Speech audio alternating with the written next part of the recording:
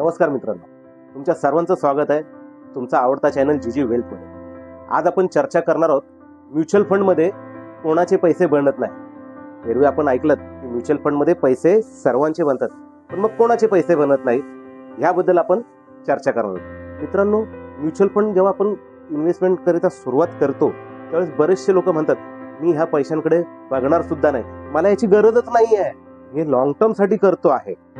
परंतु मित्रांनो, जेव्हा पैशाची गरज पडते तेव्हा सर्वप्रथम आपलं लक्ष कुठे जातं? म्युच्युअल फंडकडे. मग ते 1 वर्षाचा कालावधी किंवा 6 महिन्यातच पैशाची गरज लागते. बरं, तुमच्या गरजा वेगवेगळ्या असू शकतात. घर बांधण्यासाठी, घर रिपेअरिंग करण्यासाठी, मुलांची फीज भरण्यासाठी, नवीन गाडी घेण्यासाठी, या सर्व गोष्टींसाठी पैसा लागतो. त्यावेळेस आपल्याला इतर कोणतेही साधनं दिसत नाही. आपल्याला FD दिसत नाही, आपण बँकेत सेव्हिंग अकाउंटमध्ये ठेवलेले पैसे दिसत नाही, आपल्याला दागिने दिसत नाही.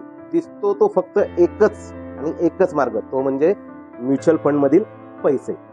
हे असं का बरं होतं? तर आपण सुरुवात करताना तर काय म्हटलं होतं, हे लॉंग टर्म साठी करतोय, मला ह्या पैशाची गरज नाही आहे, याच्याकडे बघणार सुद्धा नाही. मग गरज पडल्यावरती सर्वात प्रथम दिसतो तो म्युच्युअल फंड. हे असं का होतं? कधी आपण याचा विचार केला?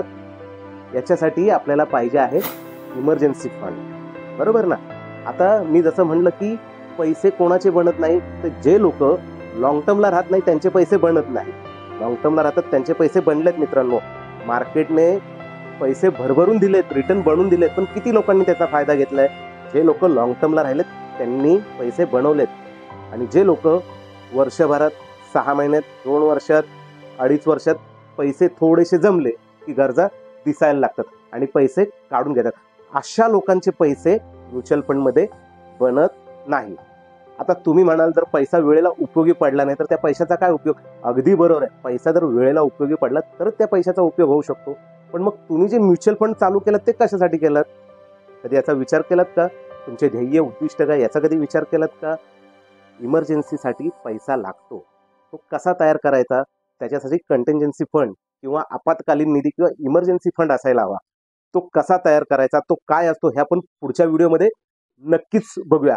आता हा व्हिडिओ जर तुम्हाला आवडला असेल तर त्याला लाईक करा, आपल्या मित्रांसोबत ही माहिती पोहोचवा. तर त्यांना हा व्हिडिओ शेअर करा आणि हो, चॅनलला सबस्क्राईब करायला मात्र विसरू नका. धन्यवाद.